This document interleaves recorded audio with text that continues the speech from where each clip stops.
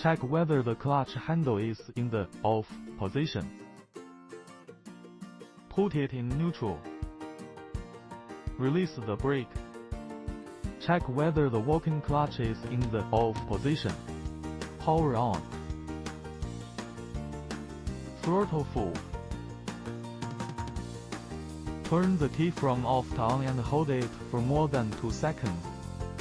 Pull the pressure reducing valve.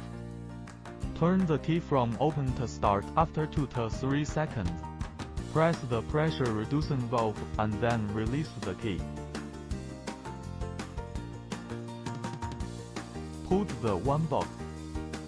Tap on the working clutch and the machine starts to drive. Check whether the clutch handle is in the off position. Put the device in neutral. Turn off the throttle. Pull down the parking handle and put on the parking latch. Unplug the power socket.